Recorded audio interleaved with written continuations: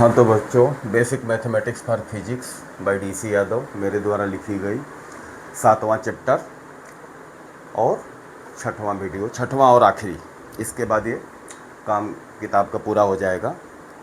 ढेर सारे कंसेप्ट हमने भी आपको बताया वेक्टर के बारे में, और इसके पहले geometry, algebra, trigonometry, coordinate, differential integral, सारा कुछ बताया।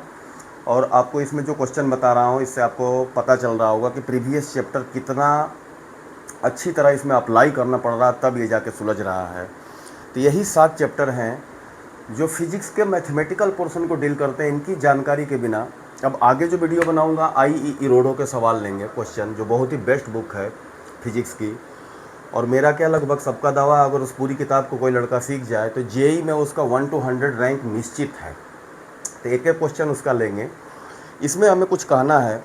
जो पिछली वीडियो थी उसमें एक जगह हमसे गलती हुई है, उसको अभी सुधार देते हैं माफ़ी के साथ। कि जैसे कोई ब्लॉक था और इस पर जो हम चला रहे थे, इस पर 5 न्यूटन का फोर्स लगाए थे और 10 मीटर ये डिस्प्लेस हुआ था। तो फोर्स हमने क्या लिखा था, work done is equal to 5 newton into 10 metre. गलती से यहाँ 5 केवल रह गया था, वो 50 होना चाहिए न्यूटन मीटर। समझ भी रहे होंगे आप लोग, मेरे से गलती हुई है तो वो सुधार देता हूँ। या 50 जूल, उसकी जगह मैंने गलती से लिख दिया था 5 नहीं है, वो दोनों मल्टीप्लाई होगा 5 और 10, तो वो 5 तो हो ही नहीं सकता, 50 होगा। और बाकी उसका वो वाला केस समझाया था जहाँ से डॉट प्रोडक्ट का जन्म हुआ, कि अगर इस फोर्स को 60 डिग्री समझने में आसान रहेगा, क्योंकि इसका कास 60 लेंगे तो आसानी से वैल्यू आ जा रही है। वैसे एंगल कुछ भी हो सकता है, हर एंगल का कास निकलता है, लेकिन कुछ पर्टिकुलर जैसे 30, 60, 45, 90 इनका इजीली हम 0 का निकाल सकते हैं।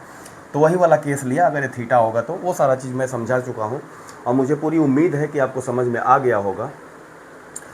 और इसको जो है एक और गुजारिश करूँगा कि जो बुक है ये टेलीग्राम चैनल इसका दिया हुआ है वीडियो के लिंक में, तो उससे खोल के पढ़ें। अगर हो सके तो इसके कुछ पेजेज प्रिंट करा लें, बाद में इसको रिलीज़ कर दूँगा।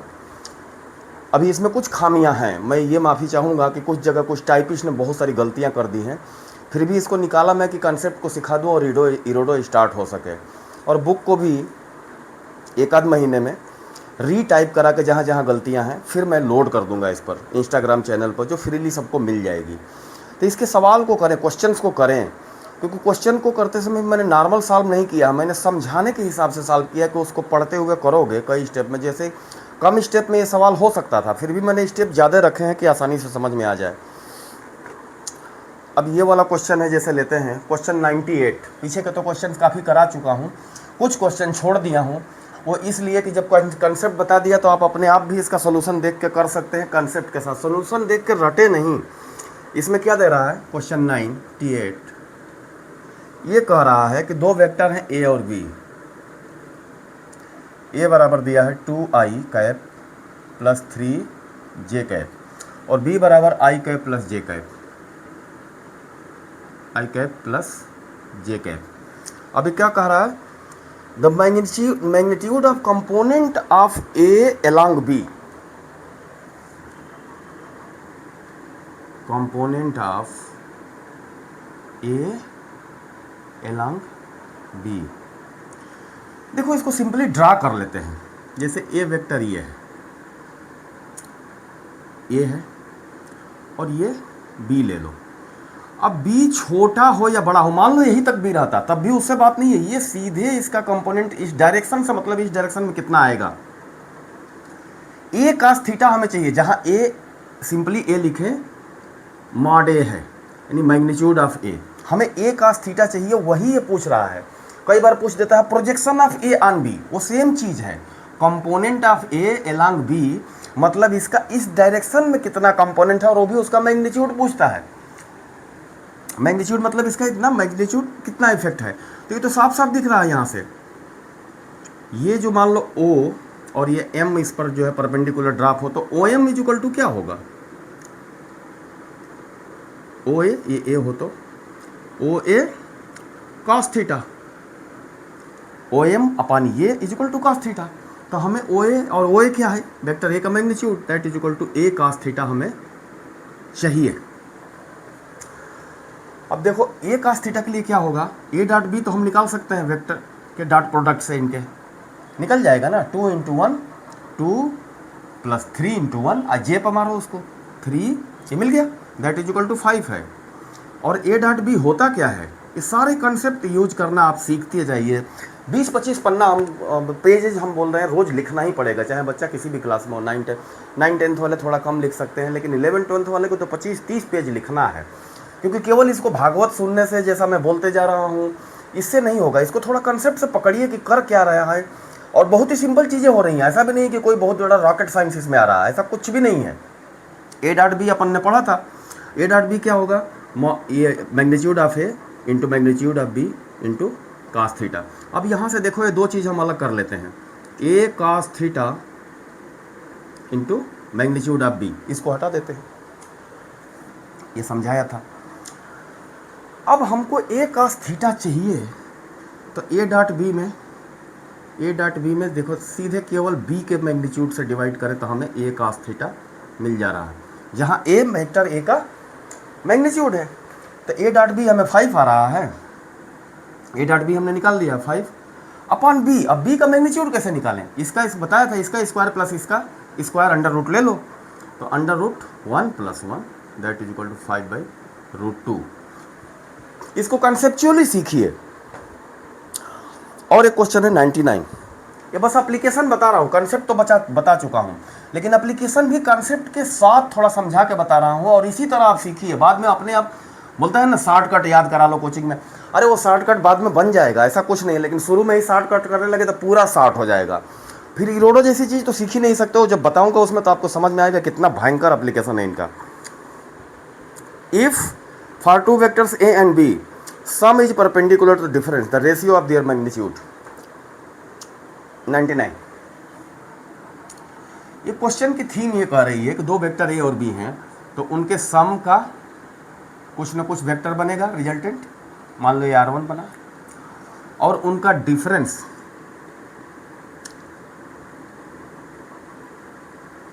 मान लो ये R2 बना, वेक्टर बनेगा ना, वेक्टर जोड़ो और घटाओ तब भी अलग अलग वेक्टर बनेंगे।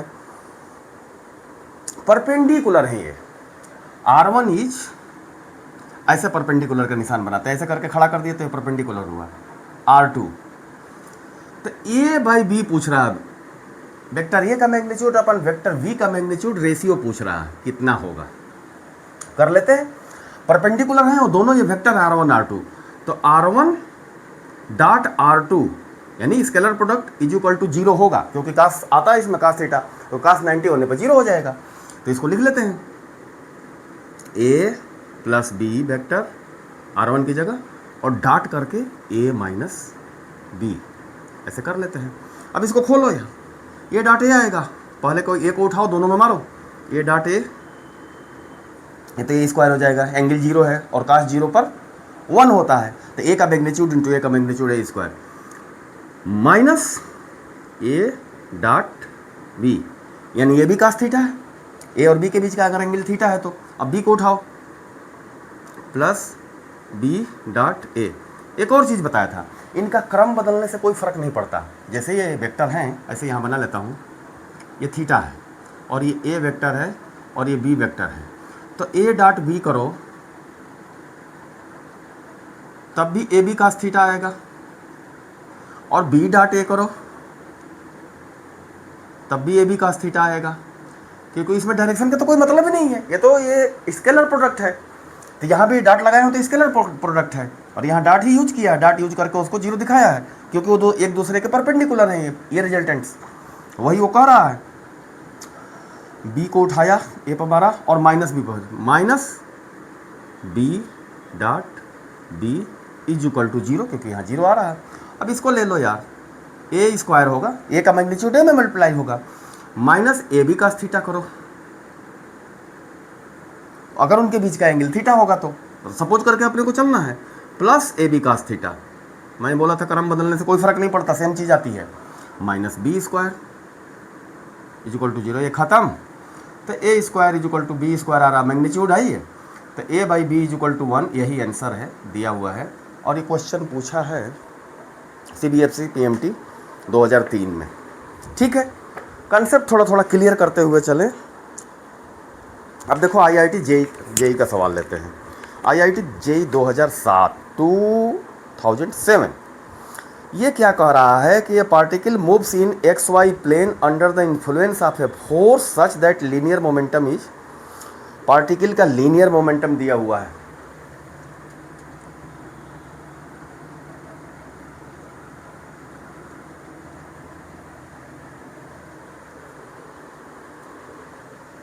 Linear momentum P is equal to होता है mv, और ये टाइम डिपेंडेंट दिया है, तो dp अपॉन dt करें तो क्या मिलेगा, m dv बाई dt।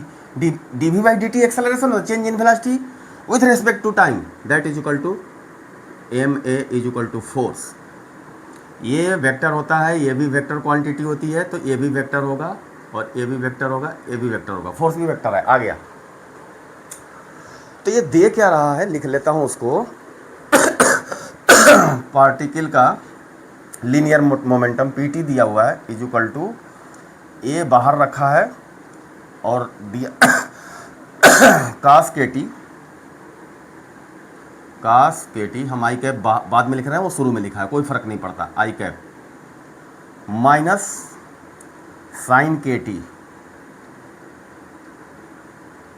ऐसे करके और जे कैप ऐसे दिया हुआ है।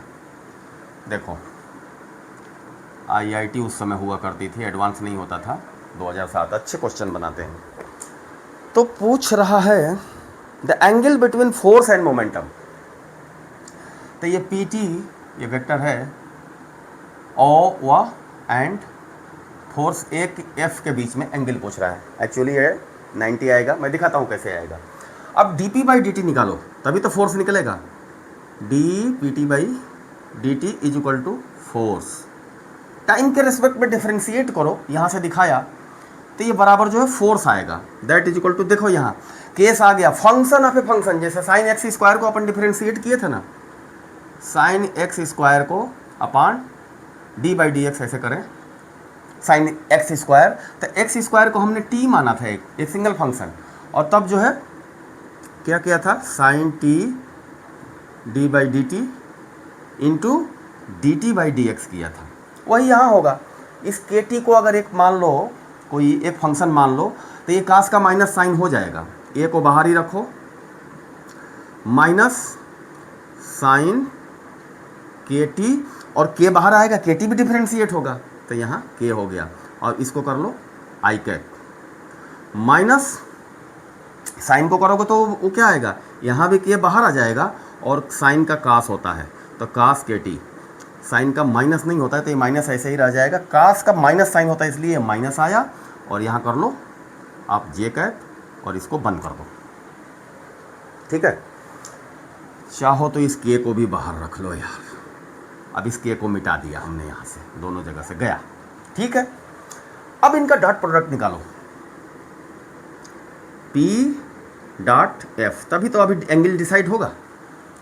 ए डॉट बी से जैसे पहले निकाला था, तो ये क्या होगा, के ए स्क्वायर, इसका करो, ये आ गया ना ए स्क्वायर, और अंदर क्या होगा, आई कैप तो हट जाएगा, ये वाला और ये वाला मल्टीप्लाई होगा, तो माइनस साइन के टी इंटू कास के टी, और ये प्लस हो जाएगा, माइनस इंटू माइनस प्लस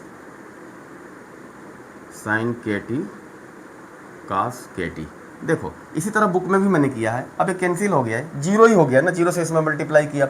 अगर इन दोनों का डॉट प्रोडक्ट जीरो है तो दोनों के बीच का एंगल क्या होगा, 90 डिग्री होगा, परपेंडिकुलर। ठीक है, एंगल बिटवीन द, अब ऑप्शन में दिया हुआ है ये सी ऑप्शन पर 90 डिग्री। ठीक है, ऐसे ही आगे बढ़ते रहते हैं, क्वेश्चन लेंगे। The angle made by vector A and x axis, बढ़िया सवाल दे रहा है। वेक्टर ये जो है आई कैप प्लस जे कैप दिया है, इसको थोड़ा कोऑर्डिनेट ज्योमेट्री से भी समझेंगे, 2 डायमेंशनल कोऑर्डिनेट ज्योमेट्री जैसा है। ए बराबर vector A is equal to I cap plus J cap, और एक्स एक्सिस का क्या होगा भाई, एक्स एक्सिस तो केवल आई कैप ही है ना। मान लो अगर ये वेक्टर बी है आई कैप से ही तो एक्स एक्सिस बताया था, डिनोट होगा। अभी आई कैप प्लस जे कैप है ये की भाई, तो इसको ज्योमेट्री में देखो, ये एक्स एक्सिस है, ये वाई एक्सिस है, मतलब ऐसे जाएगा ये। क्यों? दोनों का कोफिशिएंट सेम है, तो जैसे x बढ़ेगा वैसे y बढ़ेगा, ऐसे जाएगा, तो ये 45 अपने आप आ जाएगा। एक तो हुआ ऐसे कंसेप्चुअल तरीका जो हम आसानी से समझे। दूसरा, इसको वेक्टर अलजेब्रा के डॉट प्रोडक्ट से अपन समझते हैं। वेक्टर बी मिल गया अपने को आई कैप, और ए जो है ये, तो ए डॉट बी निकालो। ए डॉट बी निकालने का क्या तरीका है, इसका आई कैप लो और यहाँ मार लो, तो 1 × 1, और जे कैप वहाँ है ही नहीं तो 0 हो जाएगा, प्लस आई कैप प्लस जे कैप तो 0 है यहाँ, अपान सॉरी, अब ए डॉट बी हो गया। अब ए का मैग्नीट्यूड लो, ए इज इक्वल टू क्या है, √2 होगा, 1² + 1², और बी इज इक्वल टू क्या होगा, 1 होगा, इसका स्क्वायर करके, 1 का स्क्वायर करके फिर रूट लोगे तो 1 ही आएगा। तो ये देखो A dot B is equal to A B cos theta is equal to √2 × 1 × cos theta, और ए डॉट बी हमने क्या निकाला है, 1 + 0 1, तो 1 is equal to √2 cos theta. cos theta is equal to 1/√2, और cos थीटा 1/√2 कब होता है, 45 पर। वही चीज़ आ गई जो मैं पहले बताया था, that imply theta is equal to 45। यही ये पूछ रहा है, कॉम्पिटिटिव एग्जाम के सारे क्वेश्चंस हैं ये। अब ले लेते हैं 108।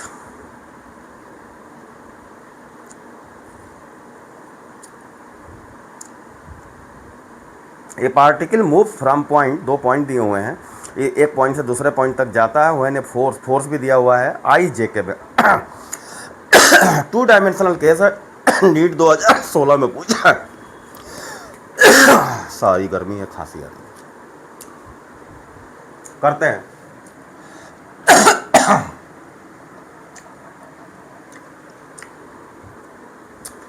लिख देता हूं, -2 आई कैप प्लस 5 जे कैप। यहां से कहां जा रहा है ये, 4 जे कैप 3 डायमेंशन का है, प्लस 3 के कैप, इसमें आ गया के, यानी 3 डायमेंशनल केस है। इस पॉइंट से ए से बी तक जा रहा। किस फोर्स के द्वारा, फोर्स है 4 आई कैप प्लस 3 जे कैप न्यूटन, ऐसे देते हैं। इतने आई जे के में है, फोर्स 2 डायमेंशन में, ये पॉइंट स्पेस में है। जब तीनों को आई जे के आ गए कैसे भी कहीं भी, तो ये स्पेस में है, एक्स वाई का केस नहीं, एक्स वाई प्लेन का केस नहीं है। अब इसमें क्या करेंगे, final position minus initial position घटाएंगे। ऐसे देख लो, ये था, ये पॉइंट ए था, ये r1 वेक्टर ये दिया हुआ है, पॉइंट बी तक गया r2 वेक्टर, तो ये dr डिस्प्लेसमेंट कैसे निकलेगा, r1 + dr = r2, यहाँ से दिख रहा है r1 + A B vector dr, triangle से देखेंगे ये प्लस ये जुड़ा तो ये बना, that is equal to r2, means dr is equal to r2 final position vector minus initial position vector, इससे आ जाएगा। तो इसमें से इसको घटा दें dr के लिए, dr के लिए क्या मिला, देखो i तो है नहीं, तो ये घटाएंगे तो +2i आ जाएगा, 2i कैप, यहाँ i है नहीं, उसमें 0 है, इसका कोफिशिएंट 0 में से ये घटाएंगे 2i कैप तो प्लस आ जाएगा। लेकिन j है 4j में से 5 घटाएंगे तो -j कैप आ जाएगा, -j कैप। और k यहाँ नहीं है तो ये 3k है, तो उसमें से 0 घटाएंगे, 3k कैप माइनस यहाँ 0 है तो वो 3k कैप आ जाएगा। ये आ गया डिस्प्लेसमेंट अपना, एक चीज़ तो मिल गई, फोर्स दिया हुआ है। क्या करना है, वेक्टर प्रोडक्ट तो निकालना नहीं है हमको लंग निकालना है यहाँ स्केलर प्रोडक्ट, तभी तो वर्क डन होगा। वर्क डन क्या है, स्केलर क्वांटिटी है, वर्क डन इसे स्केलर में लिखेंगे, that is equal to f dot D R R D R dot F dash, F कोई फर्क नहीं पड़ता, तो दैट इज इक्वल टू, यहाँ से देखो 4 और आई कैप का क्या है 8, 4 × 8 और -1 और ये 3, कितना हो जाएगा -3, और k का तो इधर कोई कोफिशिएंट नहीं है तो काम खत्म, +0, that is equal to 5 unit, 5 joule होगा न्यूटन मीटर। आया बराबर, ठीक है 5 ही आएगा। अब एक और बढ़िया चीज़ सीखते हैं इसमें, 2-4 चीज़ें सिखाऊंगा जो फिजिक्स के 12th वाले कॉन्सेप्ट में आता है, लेकिन 9-10th वाले उसको पकड़ सकते हैं। बता के लिखा हूँ इसमें, काफ़ी समझा के लिखा हूँ कि अगर एक फोर्स इतना दिया है, क्वेश्चन नंबर 116, फोर्स ये दिया हुआ है वेक्टर फॉर्म में, alpha I cap plus 3j cap plus 6k cap. I J K का कंसेप्ट बताया था, इसको थोड़ा इमेजिन करिएगा आप लोग। ऐसे y है, x है, तो अपनी तरफ यहाँ से ये x, ये y और ओरिजिन है, तो यहाँ पेन खड़ा कर दीजिएगा, आ गया z वाला डायरेक्शन। तो ये कह रहा है फोर्स ये दिया हुआ है एक्टिंग एट ए पॉइंट जो है, मान लो यहाँ से रेडियस वेक्टर, ये तीनों में मानिएगा आई जगह में ये पॉइंट P है, तो उसका पोजीशन वेक्टर दे रहा है P पोजीशन वेक्टर है यहाँ, that is equal to 2i cap minus 6j cap minus 12k cap. ये पोजीशन वेक्टर दिया है। Find the value of which angular momentum about origin is conserved. ये पोजीशन वेक्टर वो से दिया हुआ है P का, वो यही वाला, तो इसका एंगुलर मोमेंटम कंजर्व कहता है। तो जैसे देखो लीनियर मोमेंटम कोई है, अगर कोई बॉडी m मास की वेलोसिटी से जा रही है, तो ये लीनियर मोमेंटम इसका तब तक नहीं बदलेगा जैसे इस पर कोई फोर्स एक्स्ट्रा ना लगाया जाए। जैसे v वेलोसिटी से जा रही है, कोई फ्रिक्शन वर्क्शन नहीं, तो ये जाती रहेगी, इनर्शिया का रूल बोलते हैं। उसी तरह रोटेशनल में जो होता है, रोटेशनल मोशन, कोई रोटेट कर रही है, कोई फ्रिक्शन वर्क्शन नहीं है, तो उस पर कोई टार्क ना लगाओ। r cross f, tau is equal to क्या होता है, r क्रॉस f। मतलब कोई चीज़ घूम रही है रोटेट करके किसी एक्सिस के अबाउट, तो अगर कोई टार्क एडिशनल ना लगाओ ना, तो उसमें जो है बदलाव नहीं आता है। तो यहाँ टार्क जीरो होना चाहिए बदलाव नहीं लाने के लिए। जैसे वहाँ फोर्स जीरो होगा तब m भी कंजर्व रहेगा, उसी तरह j होता है angular momentum, j is equal to I omega. I है मोमेंट ऑफ इनर्शिया और ओमेगा है उसका एंगुलर वेलोसिटी, तो ये नहीं बदलेगा। तो जे जो है नहीं लगाएंगे, और जे क्या होता है, torque tau is equal to R F, R cross F. तो आर क्रॉस एफ कुल मिला के जीरो यहाँ करना है। जैसे यहाँ फोर्स को जीरो करना था, वैसे ही यहाँ टार्क को जीरो करेंगे, तब जो है ये मोमेंटम, एंगुलर मोमेंटम कंजर्व रहेगा, और वही कर लेते हैं। अच्छा, वो भी जो है ये ओ पी पोजिशन वेक्टर है, तो इसको रेडियस वेक्टर आर से दिखा देंगे, ओ पी। और टाउ इज इक्वल टू क्या होता है, एफ क्रॉस आर कभी नहीं होगा, मैं बताया था नट बोल्ट से, अभी भी ये है, एफ है, एफ जैसे भी लगा है, अगर ऐसे तिरछा लगा है ऐसे, तो ऐसे जाएगा, और अगर इधर लगा है तो ऐसे जाएगा। लेकिन यहाँ आई जे, ये तो हमने सिंपली इसको समझ लिया, और यही अप्लाई करेंगे आई जे के में। आई जे के हो गया, तब भी हम आर क्रॉस एफ ही रखेंगे, ये समझने के लिए और ये अप्लाई करने के लिए। Tau is equal to R cross F, उसको कर लो, आई जे के कैप लगा दो। अब आर लिखो, आर क्या है, 2 माइनस 6 माइनस 12, ये हो गया। और अल्फ़ा क्या, ये अपना एफ क्या है, ये ले लो अल्फ़ा 3 और 6, ये आना चाहिए 0। कैसे, आई ले लो, आई कैप, ये हट, ये मैं बताया था, ये ख़त्म हो जाएगा, ये ख़त्म हो जाएगा, और माइनस 36 ये वाला आएगा, और प्लस 36 ये ख़त्म। माइनस 6 36, और माइनस करके 12 और 3 का मल्टीप्लाई करो तो ये प्लस 0 हो गया। माइनस जे कैप, जे कैप में क्या होगा भाई, ये वाली लाइन गायब हो जाएगी, हॉरिजॉन्टल वाली गायब हो जाएगी, और 2 × 6 जो है 12, और माइनस की जगह ये माइनस 12 अल्फ़ा है, तो ये प्लस 12 अल्फ़ा हो जाएगा, क्योंकि ये वाला माइनस करके लिखते हैं 12 अल्फ़ा प्लस। अब के कैप लिखो, के कैप का कोफिशिएंट क्या होगा, ये ख़त्म, ये ख़त्म, तो 2 3 जा 6 और plus 6 alpha is equal to क्या, 0 आई कैप, तो यहाँ 0 तो मिल ही रहा है, प्लस 0 के कैप, 0 जे कैप प्लस 0 के कैप, यानी ये 12 alpha plus 12 is equal to 0 होना चाहिए एंगुलर मोमेंटम कंजर्व रखने के लिए, यानी टार्क टाउ 0 रखेंगे तभी होगा वो। तो ये देखो ना भाई, अल्फ़ा इज इक्वल टू -1 आ रहा है। दूसरे वाले केस में भी यहाँ ये भी 0 होना चाहिए, तो 6 + 6 alpha is equal to 0 imply alpha is equal to -1। तो यही आंसर है, अल्फ़ा इज इक्वल टू -1 हो तब ये जो है एंगुलर मोमेंटम कंजर्व रहेगा, यानी टार्क 0 होगा। अब ये IPMT 2015 question number 110 if vector A and B are the function of time then the value of t at which they are orthogonal. एक दूसरे के परपेंडिकुलर कब होंगे? A is equal to cos ω t + sin ω t j। मिटा कर लिख देते हैं, बता देते हैं, गर्मी बहुत है। A is equal to cos ω t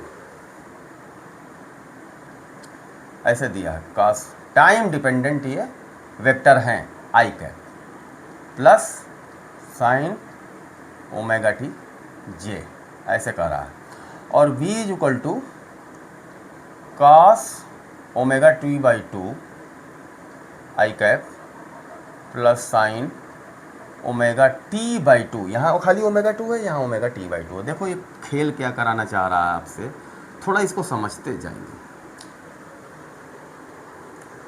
I cap जे कर दिया वेक्टर, एक दूसरे के ऑर्थोगोनल कब होंगे? टाइम टी की वैल्यू पूछ रहा है, तो ऑर्थोगोनल तो होंगे ना यार जब A डॉट B निकालें। एक बार देख लेते हैं, B इतना ही है ना, ओमेगा, हाँ ठीक है, B ω/t/2 है, तो A डॉट B निकालें तो क्या मिलेगा अपने को? आई कैप तो खत्म हो जाएगा, cos ω/t into cos ω/t/2 plus ये क्या होगा sin ω/t into sin ω/t/2 A dot B. अब इसको थोड़ा ट्रिग्नोमेट्री की फिर प्रॉपर्टी आ गई, इस एंगल को अपन A माने, ω/t को ω/t/2 को B माने ऐसे सपोज, तो cos A cos B plus sin A sin B हो गया, तो दैट इज इक्वल टू आता है cos A माइनस B है ये है? यहाँ पर क्या है? cos A minus B is equal to cos A बराबर ω/t है, तो ω/t माइनस ω/t/2। अब ω/t में से ω/t/2 घटाओगे तो ω/t/2 ही तो आएगा, ये तो सिंपल सी बात है। 1 में से 1/2 अगर सब्सट्रैक्ट करो तो 1/2 ही आएगा, तो ω/t/2 ये आया इसका डॉट प्रोडक्ट। अब ये परपेंडिकुलर होंगे तो ये डॉट प्रोडक्ट क्या होगा भाई? 0 होगा, और 0 इज इक्वल टू क्या होगा? cos 90 cos π/2। तो ये ले लो भाई, ω/t/2 इज इक्वल टू π/2, इसको कैंसिल करो, और टाइम t पूछ रहा है, t इज इक्वल टू π/ω, यही आंसर है। और यही अपने बच्चों का कंसेप्ट चेक करना चाहता है कि भाई वो वेक्टर का सवाल दिया है तो डॉट प्रोडक्ट समझता है कि नहीं, कब ये दोनों वेक्टर एक दूसरे के परपेंडिकुलर होगा ये समझता है कि नहीं। बच्चा ये समझ भी गया तो sin A प्लस बी और cos A प्लस बी या cos A माइनस बी, ये चारों पांचों फार्मूले 8-10 हैं, उसको डिराइव करके सीखा है कि नहीं? नहीं तो यही कंफ्यूज होगा। इसी बात को HC वर्मा साहब बार बार जोर दे के कह रहे हैं कि इसको डेरिवेशन से सीखिए, कभी दिमाग से नहीं जाएगा। हो क्या रहा है कोचिंग में? दे धड़ाधड़ रट लो। अब रट के तो आज तक कोई साइंटिस्ट बना नहीं है भाई। अभी भारत के ही एक बच्चे को मैथमेटिक्स से है, क्या नाम है उनका, बंसल साहब, क्या IIT कानपुर के 860 करोड़ पर ईयर का पैकेज मिला है कुछ फेसबुक वगैरह में। तो मैं नहीं समझता भाई, उनसे बात करके देख लीजिएगा, मेरी तो हैसियत है नहीं कि ऐसे रट रुटा के वो कर लिए थे। क्या रट रुटा के नहीं होता हो, ये MSc maths and statics from IIT Kanpur 2007 में घुसे थे, 12 में निकले थे। तो ये चीज़ें भाई ऐसे नहीं होती हैं। थोड़ा मोड़ा छोटा मोटा जुगाड़ू नौकरी तो मिल सकती है 2-5 लाख की, छोटा मोटा बड़ा काम नहीं कर सकते। अब लेते हैं क्वेश्चन नंबर 11111। ये सिंपल सा क्वेश्चन है, इसमें आपका ये कॉन्सेप्ट चेक करना चाहता है कि एक वेक्टर A है और क्रॉस वेक्टर G0 करता है तो क्या आएगा? 0 वेक्टर आएगा, 0 नहीं आएगा, 0 भी ऑप्शन में है। क्यों? क्योंकि दो वेक्टर का क्रॉस वेक्टर हमेशा वेक्टर ही होता है। यहाँ 0 है तो वो 0 आएगा, लेकिन 0 वेक्टर होगा नल वेक्टर। इसको नल वेक्टर भी दिखा सकता है कई बार ऑप्शन में, नल वेक्टर। अच्छा एक चीज़ और बताऊंगा, इस क्वेश्चन में नहीं पूछा है, लेकिन हम ये अगर ऐसे लिख दें A डॉट 0 वेक्टर, तब क्या आएगा? प्योर 0 आएगा, क्योंकि डॉट प्रोडक्ट हमेशा स्केलर आता है। तो ये है कंसेप्ट, ऐसा कहीं मतलब बार बार सिखाया नहीं जाएगा, आपको थोड़ा अपने दिमाग पर जोर देकर, और इसे मैं थोड़ा हेल्प दे रहा हूँ, थोड़ा सोचने का अपना दायरा और स्ट्रेंथ बढ़ाइए धीरे धीरे धीरे धीरे, और लिखिए, सवाल को करिए, क्वेश्चन को करिए, केवल सुनिए नहीं। The moment of a force at इतना अबाउट इतना इज गिवन बाई, ये तो हो जाएगा, लेकिन फिर भी 117 नंबर 117 क्वेश्चन को हम लेते हैं। इसमें क्या किया है, नीट 2018 का है, बढ़िया क्वेश्चन है, कॉन्सेप्ट सारे वही अप्लाई होंगे। ये 3 डायमेंशनल कोऑर्डिनेट ज्योमेट्री जिसमें एक्स वाई जेड तीनों कोऑर्डिनेट होते हैं, उस तरह से ये सवाल बने हैं। और वेक्टर में भी आई जे के उसी को रिप्रेजेंट करता है, के जो है जेड एक्सिस को प्रेजेंट करता है। ये क्वेश्चन नंबर है 117 और ये फोर्स दिया हुआ है, force vector is equal to 4i cap plus 5 J cap, 4i cap plus 5 J cap और -6 के कैप, -6 के कैप, ये दिया हुआ है। ये फोर्स लगा है एट ए पॉइंट, ऐसे पॉइंट P, इसका पोजीशन वेक्टर दिया है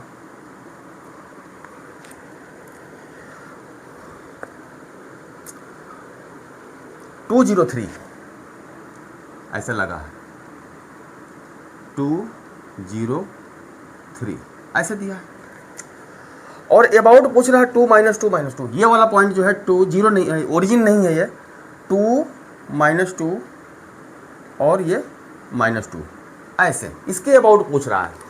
अब ये वेक्टर कैसे बनेगा, ये जो है रेडियस वेक्टर r, ये कैसे बनेगा, इसमें से इसको घटा के ऐसे आई कैप लिखते जाएंगे। छाया बताया था ना इसकी, एक्स कोऑर्डिनेट इसमें से इसका घटाओगे तो इसकी छाया पड़ेगी, इसकी यहाँ 0 आ रही है, तो r इज इक्वल टू लिखिए, फाइनल पोजीशन में से इनिशियल घटा के आई कैप लगाएंगे तो 2 - 2 0 आई कैप, 0 - 2 तो +2 जे कैप, 0 में से -2 घटाएंगे तो चिन्ह इसका बदलेगा, 3 में से इसका चिन्ह बदलेगा तो प्लस के कैप आ जाएगा, 3 में से -2 घटाएंगे, नहीं सॉरी 3 में से -2 घटाएंगे तो 5 के कैप, 5 के कैप, सॉरी गलत बोल गया मैं, 0 आई कैप +2 जे कैप +5 के कैप। ये हो गया अपना लीवर आर्म, जिसके अबाउट ये फोर्स घुमाएगा और फोर्स यहाँ दिया हुआ है। अब पूछ के रहा है इसमें moment of force, moment of force को ही टार्क कहते हैं, मोमेंट ऑफ फोर्स का मोमेंट लेना है इस पॉइंट के अबाउट, तो उसको कहते हैं R क्रॉस F। यही रोटेशन टार्क डेवलप करेगा, रोटेट करेगा इसको। अब यहाँ हम इस दिशा में दिखा रहे हैं, न जाने कहाँ जाएगा पता नहीं, आई जगह पर डिपेंड करेगा। अगर प्योर फॉर्म में दिया रहता, न्यूमेरिकल फॉर्म में कि इतना इसका मैग्नीट्यूड है, तब तो ऐसे दिखा देते हम दिशा, लेकिन अब यहाँ से दिशा इसकी डायरेक्शन ढूंढनी पड़ेगी। तो R क्रॉस F निकालने के लिए क्या करेंगे भाई, I J और K कैप रखिए और इनको सजाइए। सजाना क्या है, पहले R को 0 2 5, फिर F को, फोर्स कहाँ गया 4 5 और -6, निकालिए। टार्क ही पूछा है, अब निकालिए। आई कैप लेंगे तो ये गायब, ये छोड़ देंगे, -6 दूनी 12, आई कैप -12 और -25, ये आया।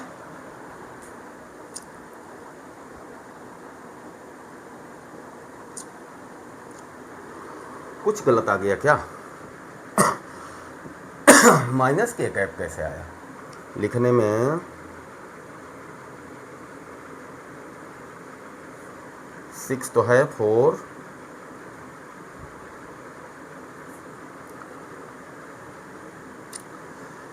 2 के अबाउट 203 पर इस फोर्स का मोमेंट 2 - 2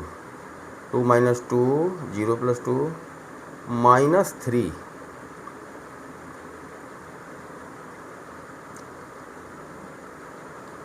+2 के, अरे ये वाला गलती से ये -3 है, तो -3 में से -2 घटाएंगे तो ये 5 नहीं केवल के होगा, तो ये भी जो है 5 नहीं केवल ये 1 हो जाएगा। ये गलती हुई है, मिसप्रिंट हुआ है क्वेश्चन। तो अब जो है आ जाएगा, यहाँ क्या होगा, आई कैप ये छोड़ दिया तो -12 हुआ और -5, ये 5 × 1 माइनस जे कैप, ये छूटा तो यहाँ से इसका मल्टीप्लाई होगा 0 और -4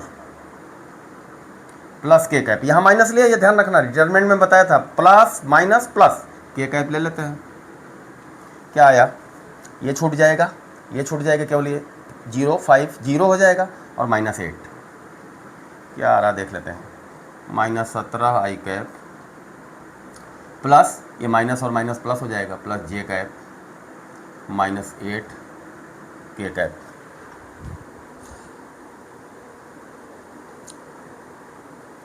यही है, ठीक है, तो ये तरीका मैंने बता दिया। अब इसको जो है आप लोग करिएगा। किताब में थोड़ा थोड़ा मिस प्रिंट है, कहीं कहीं टाइपिस्ट ने गलती की है, इसके लिए माफ़ी चाहूँगा, लेकिन कंसेप्ट तो मैं सिखा रहा हूँ। इसके गलतियाँ सुधार के, जो प्लस माइनस और कहीं कहीं ऐसा कर दिया है, उसको ठीक करके मैं जो है फिर से इसको लोड कर दूँगा, पुराना वाला हटा दूँगा। AIPMT 2007 में बहुत बढ़िया एक क्वेश्चन पूछा है, कॉन्सेप्ट का एकदम क्वेश्चन है।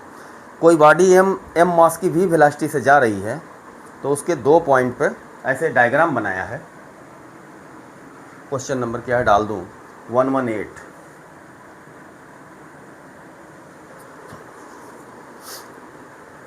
यह है एक्स एक्सिस, 2 डायमेंशन का केस है, और ये ऐसे है, और ये 2 पॉइंट हैं A, और यहाँ ले लो B, और यहाँ जो है एंगुलर मोमेंटम LA LB, दोनों जगह ऐसे हैं। तो LA LB में पूछ रहा है कौन छोटा है कौन बड़ा है, या दोनों बराबर हैं क्या। अपन एक काम करते हैं, यहाँ से ओरिजिन से इस पर एक परपेंडिकुलर ड्रॉ कर देते हैं, और उसकी डिस्टेंस जो है अपन स्मॉल d रख लेते हैं। ठीक है, अब ये जा रहा ऐसे, देखो अब ये नट बोल्ट का केस आ गया। ये क्या करेगा, ऐसे जा रहा है, कोई लीवर आर्म यहाँ होती, जैसे हम यहाँ से ड्रॉ करेंगे इसको, ओरिजिन से ऐसे निकाल दें, और ये R1 वेक्टर होगा, पोजीशन वेक्टर ए का होता है ऐसे।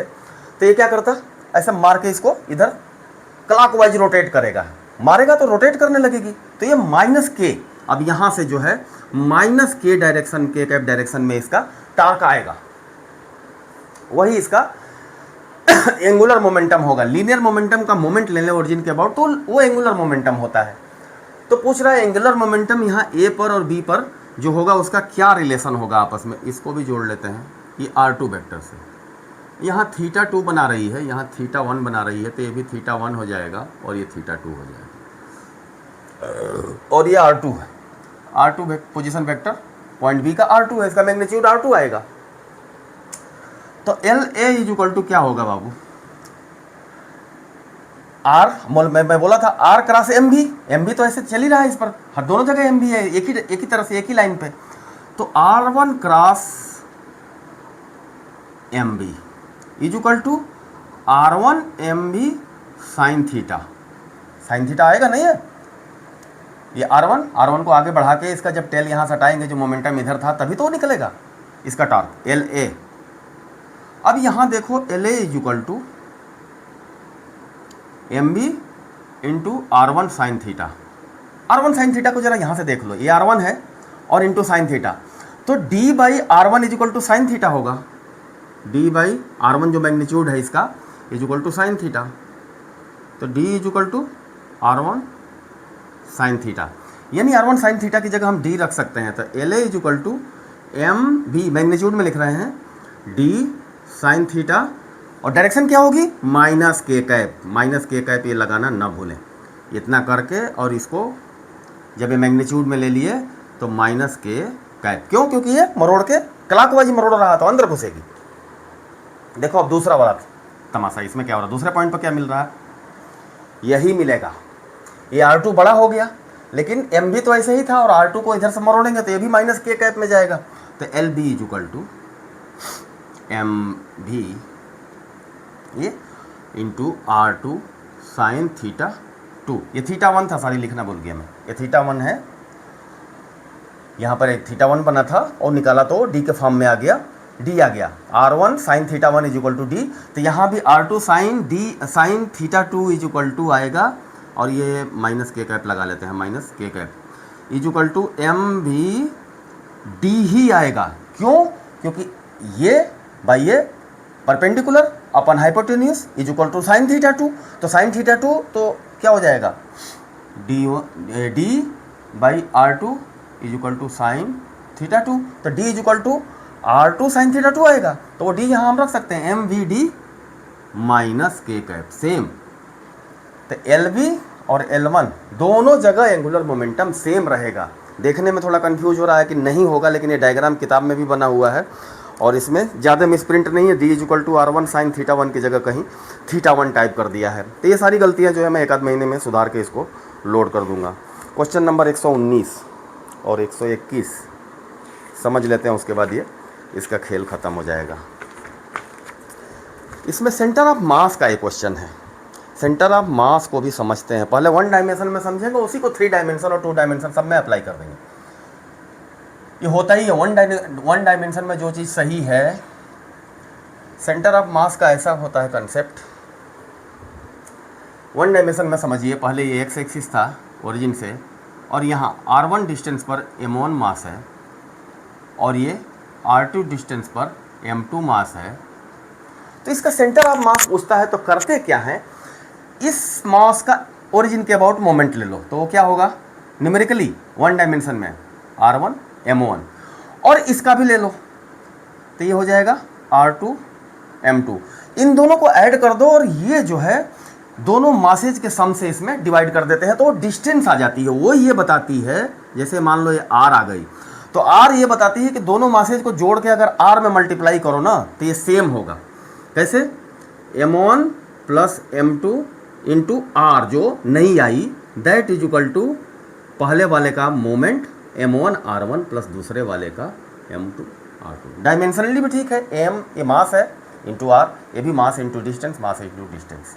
तो यानी r इज इक्वल टू होता है m1 r1 प्लस m2। ये फिजिक्स की चीज़ें हैं, बेसिक डिफिनीसन, जो कि मैथमेटिकली हम लोग इसको डील कर रहे हैं। दोनों मास को ऐड करके डिवाइड कर दो, तो ये चीज़ ये हो गया 1 डायमेंशन में।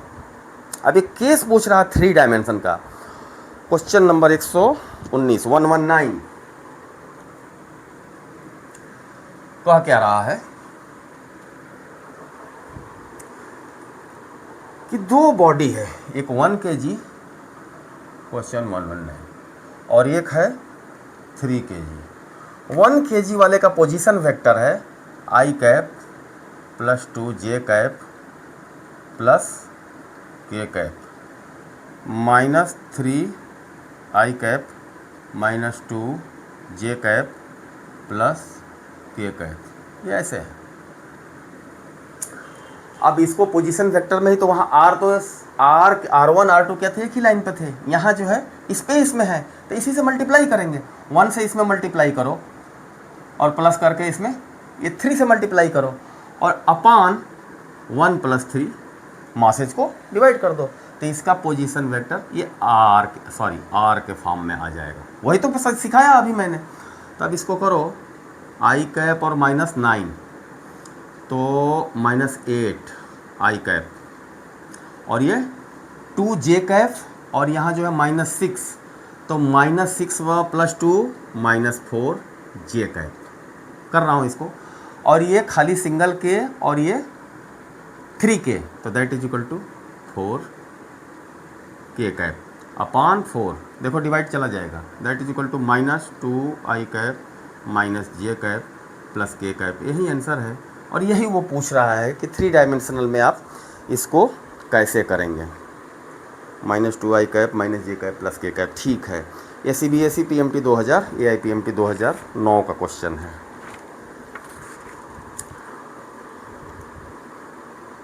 एक और दिया है नीट 2020 का, इसको कर लेते हैं। इसमें भी कुछ नहीं है, m मासेज के 3 ब्लॉक्स हैं, 2 मीटर पर x और y एक्सिस पर रखे हुए हैं और एक ओरिजिन पर रखा हुआ है। तो सेंटर ऑफ मास पूछ रहा है कहाँ जाएगा। k में तो जाएगा नहीं, चूँकि k पर रखा ही नहीं है। इक्विलेटरल ट्राइंगल एक बनाया है ऐसे, नहीं इक्विलेटरल नहीं है, ऐसे दिया है। ये 2 मीटर और मास जो है m ही है। कैपिटल M ले लेता हूँ, समझने में आसानी रहेगी। ये भी कैपिटल M है और ये 2 मीटर, क्योंकि दोनों mm कन्फ्यूज हो जाएगा, 2 मीटर पे है। और एक यहाँ रखा है ओरिजिन पे। अब पूछ रहा है, तो ये क्या है, 2j लिख लेंगे इसको और 2i कैप लिख लेंगे, और k कैप तो ये 0 पर ही है, k में तो कुछ गया ही नहीं है। तो क्या लिखेंगे, m into 2 metre i cap plus ये वाला m into 2j cap plus ये वाला m, k की जगह क्या करेंगे 0, तीनों मासेज को ऐड कर देते 3m, तो that is equal to m से m कैंसिल कर दो, ख़त्म। तो क्या होगा 2i कैप प्लस 2j कैप/3, और वो है क्या, r अपन पोजीशन वेक्टर उसकी पूछ रहे हैं, तो 2/3i कैप प्लस, ये कंसेप्ट चेक करना चाहता है कि इसको आप समझ रहे हैं कि नहीं कि हो क्या रहा है। अब इस तरह से ये पूरा जो है चैप्टर फिनिश हुआ और वीडियो है 6। तो मैंने सब कुछ लगभग बताने का प्रयास किया, कुछ आप लोग इसको पढ़ के और करेंगे, कहीं कहीं थोड़ी थोड़ी बाई द वे कहीं जो है माइनर मिस्टेक है टाइपिंग में, तो वो मैं जो है ठीक करा दूंगा और लोड कर दूंगा बुक को। इसको पढ़िए जरूर, किसी चैप्टर को छोड़िए मत। आपको इसमें क्वेश्चन से ही पता चल रहा होगा कि अलजबरा भी उतना ही ज़रूरी है, सॉलिड ज्योमेट्री और ज्योमेट्री उतना ही ज़रूरी है जितना trigonometry, ASTC rule, sin A+B वगैरह। जब वर्मा साहब ही कई बार बोल दिए, इसका मतलब यार ये और तो कोई ज़बरदस्ती कहे कि रट के हो सकता है, तो वो तो बहुत ही गलत चीज़ है।